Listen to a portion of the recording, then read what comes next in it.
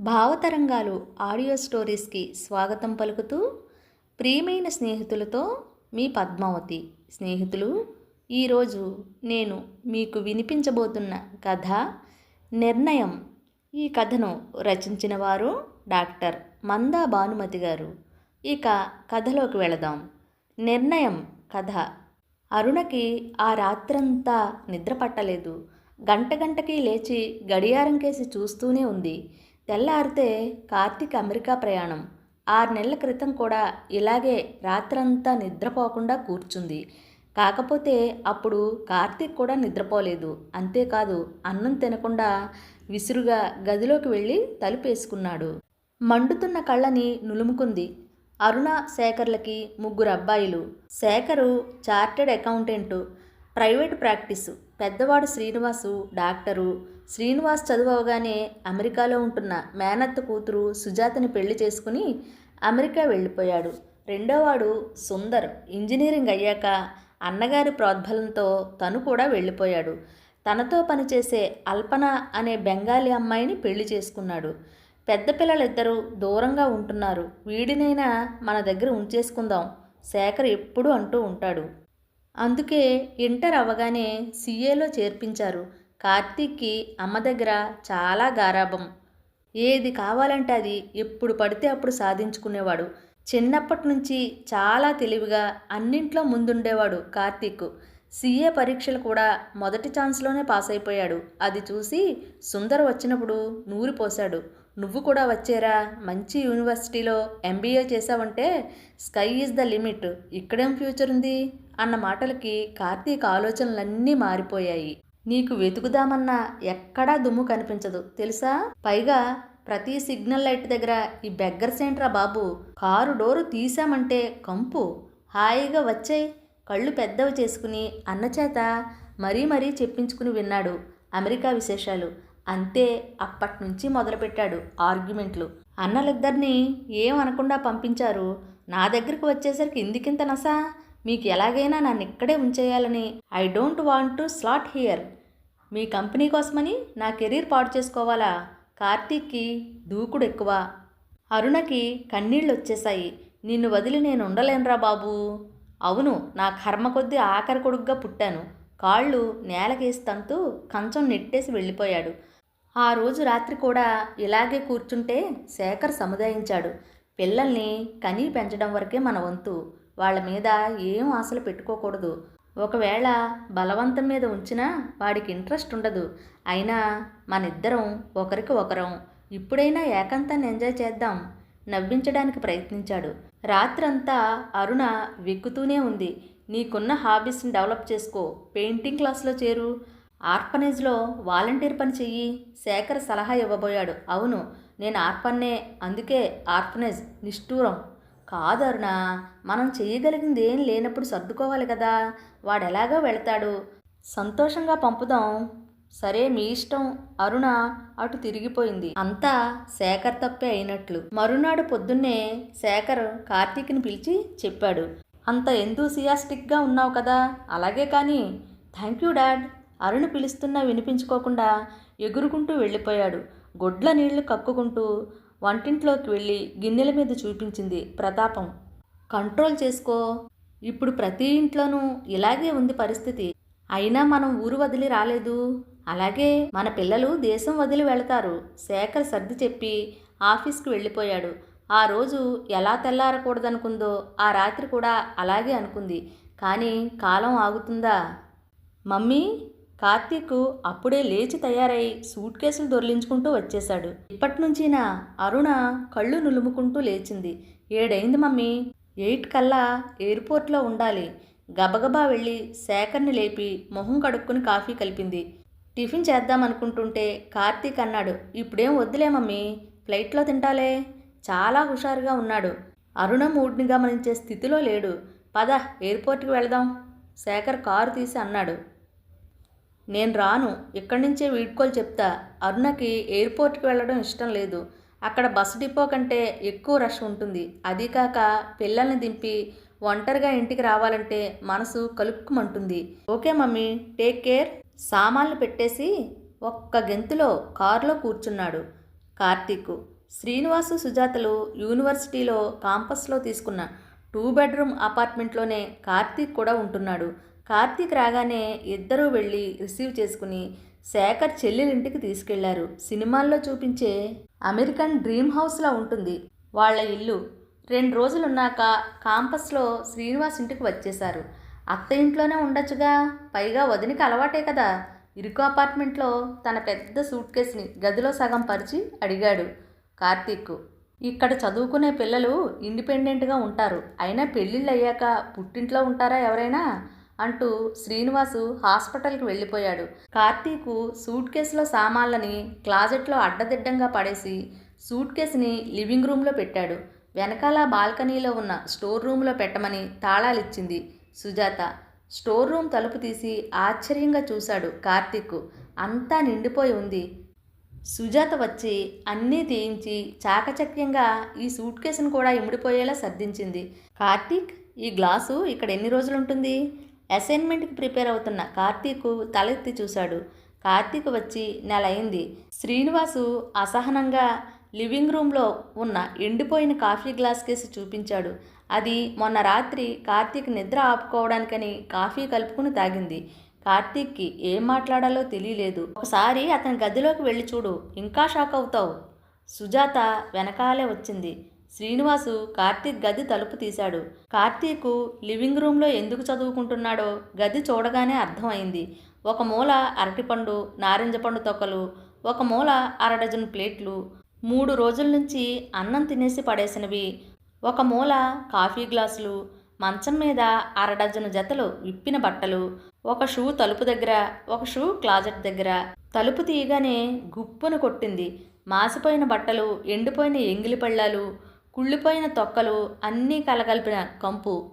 శ్రీనివాసు ముక్కు మూసుకుని అరిచాడు. ఏంటిది? కార్తీక్ అన్న వెనకాల నించుని అడిగాడు. ఏమైంది?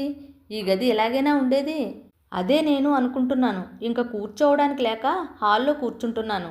కార్తీక్కి నిజంగానే తెలీదు అన్న ఎందుకు కోపంగా ఉన్నాడో. లివింగ్ రూమ్ కూడా అలా అయిపోయాక ఎక్కడుంటావు? కార్తీక్ అయోమయంగా చూశాడు. అప్పుడు గుర్తుకు వచ్చింది. వచ్చిన కొత్తలో అన్న చెప్పిన పాఠం, ఇక్కడ ఎవరి పనులు వాళ్ళు చేసుకోవాలి అంటూ ఏదో చెప్పాడు. అమ్మ ఎప్పుడూ కొట్టే సుత్తిలాగే ఉందే అనుకున్నాడు. హడావిడిలో సరిగ్గా వినిపించుకోలేదు. మొదట్లో కొత్త కదా అని సుజాత అన్నీ సర్దింది. మెల్లిగా నేర్చుకుంటాళ్లే అనుకుంటే చెప్పిన పని అస్తవ్యస్తంగా చేసి వెళ్ళిపోయేవాడు. విసుగు పుట్టి సుజాత చెప్పడం మానేసింది. రోజురోజుకి సుజాత భరించలేని పరిస్థితి వచ్చింది. ఆ రోజు శ్రీనివాస్కి ఆఫ్ అవడంతో అన్నీ చూపించింది. నాకు అసైన్మెంట్స్తో టైం ఉండడం లేదు కార్తీక్ నిర్లక్ష్యంగా అన్నాడు. మరి ఎవరు చేస్తారు? సుజాత కూడా పొద్దున్న వెళ్ళి సాయంత్రం వస్తుంది కదా, ఎప్పటికప్పుడు అన్నీ క్లీన్ చేసుకుంటే ఇలా పేరుకుంటాయా? మేం చేసుకోవట్లేదా? శ్రీనివాసు గట్టిగా చెబుతుంటే కార్తీక్కి పౌరుషం వచ్చింది. ఇంకాపు, రేపటి నుంచి చేస్తాలే. రేపు కాదు, స్టార్ట్ నౌ. కార్తీక్ కోపం అదిమి సర్దడం మొదలుపెట్టాడు. ఇంట్లో ఎప్పుడూ ఏ పని చేసి ఎరుగడు. అన్నలిద్దరూ హాస్టల్స్లో ఉండడంతో వాళ్ళ పనులు వాళ్ళు చేసుకోగలిగేవారు. ఇంట్లో ఏది ఎక్కడ ఉందో తెలీదు. తన గదిలో ఎంత అడ్డదిడ్డంగా పడేసినా అమ్మ మౌనంగా సర్దేది. ఏదైనా చెప్పబోయినా విసుక్కుని వెళ్ళిపోయేవాడు. శ్రీనివాసు ఓరకంట గమనిస్తూనే ఉన్నాడు తమ్ముడి పనితనం. బట్టలు లాండ్రీలో వేయబోతూ 4 సార్లు కింద పడేసి తీశాడు. ఒక బ్యాగ్లో వేసుకోవాలని కూడా తెలియకపోవడమే కాకుండా నేర్చుకోవడానికి కూడా ప్రయత్నించడు. చప్పుడు చేసుకుంటూ దబా దబా నడుస్తూ అంతా విస్ఫోటనంలా ఉంది. మధ్య మధ్యలో సుజాత కేసి కోపంగా చూడడంతో చిర్రెత్తుకొచ్చింది. శ్రీనివాస్ ఫోన్ తీశాడు సుందర్తో మాట్లాడడానికి. కార్తీక్ యూనివర్సిటీలో తన డార్మటరీలో వాక్యూమింగ్ చేస్తూ ఆలోచిస్తున్నాడు. ఆ రోజు తను ఇల్లు సర్దడంలో సుజాతకిష్టమైన బోన్ చైనా కప్పు పగలగొట్టాడు. ఓ గాడ్, చెత్త చైనా చెప్పు పగిలినందుకు అంత గొడవ చెయ్యాలా? మరీ బడాయి కాకపోతే. సుజాత గోలగోల చేసింది. అప్పటికే సుందర్తో మాట్లాడుతున్న శ్రీనివాసు వాడిని ఒకసారి రమ్మని ఈ అరేంజ్మెంట్ చేశాడు. అయినా తనేం చేశాడని అంత కోపం? కమోడ్ కడుగుతూ ఈ పాకీ పని చేయడానికైనా రప్పించారు అన్నాడు. ఆ సుజాతని వదిన అని పిలవబుద్ధి కాలేదు. వదిన అంటే ఎలా ఉండాలి? సినిమాలు చూసైనా నేర్చుకోవచ్చు కదా. అచ్చు అమ్మలాగా పనులు చేస్తూ కావలసినవన్నీ అందిస్తూ ఉండద్దు. పైగా తను కూడా చదువుతోందిట, బోడి చదువు. ముందు ఇంట్లో వాళ్ళ పనులు చేసి తర్వాత చదువుకోవచ్చు కదా. ఎంఎస్ అయిపోతోందట, థీసిసట. తనైతే పెళ్లి చేసుకునేటప్పుడు అన్ని పనులు చేసే పిల్లనే చేసుకుంటాడు. ఏ మాట కామాటే చెప్పాలి. సుజాత చేసినట్లు ఆలుదమ్ము హైదరాబాద్లో హవేలీ రెస్టారెంట్లో కూడా చెయ్యరు. ఈ డార్న్లో వంటంతా తనే చేసుకోవాలి. Hey Deek, what happened? Not vacuuming living room. Roommate వచ్చాడు. ఈ అమెరికన్ రూమ్మేట్ ఒకడు. వాడి వంతు వచ్చినప్పుడు నీట్గా చేస్తాడు కదా, అందుకే తన మీద చలాయిస్తాడు పెత్తనం. ఎంత బాగా క్లీన్ చేసినా గొణుకుతూ ఉంటాడు. వాడైతే బ్రెడ్ నమ్మలేసి బీప్ తినేసి బ్రేవ్మంటాడు. తనకెలా కుదురుతుంది? అన్నం ఓ వేపడం చేసిన గంట పైగా పడుతోంది. అంతా బర్న్ చేస్తున్నావని గోల. అసలే వంట చేసింది తినలేక చస్తుంటే వీడి గోల ఒకటి. తన గదిలో చేసుకుని హాల్లోకి వచ్చి చేయడం మొదలుపెట్టాడు. హే సీదా కార్నర్. ఆండ్రూగాడి దాష్టీకం, బుల్షిట్. సణుక్కుంటూ మూలకెళ్ళాడు. ఇంకా డ్రూ లేచాడు. డోంట్ యూజ్ 4 లెటర్స్ అంటూ నేనేం అనలేదురా అని సర్ది చెప్పేసరికి తాతలు దిగి వచ్చారు. కార్తీక్కి పిచ్చెక్కినట్టుగా ఉంది. అమ్మ అన్నీ అమర్చి రుచిగా చేసి పెడుతుంటే అర్థం అవ్వలేదు. చదువుకుని ఫస్ట్ మార్కులు తెచ్చుకోవడం ఒక ఎత్తు అయితే ఈ పాచి పనులు చేయడం ఓ ఎత్తుగా ఉంది. ఎంబీఏ అవడానికి ఇంకా ఎంతకాలం పడుతుందో లెక్కలు వేయసాగాడు. రాత్రి 12 అయింది. కార్తీక్ అప్పుడే క్లాస్ నుంచి రూమ్కి వచ్చాడు. చాలా చికాగ్గా ఉంది. తినడానికి ఏం లేదు. ఆకలికి కడుపులో పోట్లు వస్తున్నాయి. కుక్కర్లో బియ్యం పెట్టి సింక్లో పడేసిన అట్టలు కట్టిన గిన్నెలు గీకుతుంటే ఆ నిశ్శబ్దంలో చెవులు హోరెత్తేలా ఫోన్ మోగింది. చేతులు కడుక్కుని వెళ్లే లోపలే డ్రూ లేస్తాడేమోనని భయపడుతూ వెళ్ళాడు. వాడు తొందరగా పడుకుని పొద్దున్నే 4 వెళ్ళిపోతాడు. లక్కీగా వాడి రూమ్ తలుపు వేస్తుంది. కార్తీక్, ఎలా ఉన్నావు? సుందర్, వీడికిప్పుడు దొరికింది టైము. బాగున్నా. ఏంటి సంగతి? నాకు జాబ్ లే ఆఫ్ అయిందిరా. మళ్ళీ వచ్చే వరకు నేనేం పంపలేను. అన్న పూర్తిగా పంపుతాడేమో కనుక్కో. ఇంకేవో పిచ్చి సంగతులు మాట్లాడి ఫోన్ పెట్టేశాడు. కార్తీక్కి ఆకలి చచ్చిపోయింది. శ్రీనుగాడిని అడిగే కంటే పస్తులు ఉండడం నయం. డాడీని అడుగుదామా అంటే ఇప్పటికే ఫీజులకు చాలా పంపుతున్నారు. వీళ్ళిద్దరినీ చూసుకుని కదా తను వచ్చింది. ఇప్పుడు హ్యాండ్ ఇస్తే ఏం చేయాలి? ఎంబీఏలో టీఏలు గియ్యేలు ఉండవు. ఇంకా ఒక సెమ్ ఉంది. కౌచ్లో తల పట్టుకుని కూర్చుని అలాగే నిద్రపోయాడు. ప్రొద్దున్నే మార్నింగ్ వాక్ నుంచి వచ్చి లాన్లో కూర్చుని పేపర్ చదువుతున్నాడు శేఖర్. శాంతినగర్లో వాళ్ళుండే ఇంటిని రీమోడల్ చేసి గార్డెన్ అంతా హార్టికల్చర్ డిపార్ట్మెంట్ వాళ్ళ సహాయంతో కనుల విందుగా తీర్చిదిద్దింది అరుణ.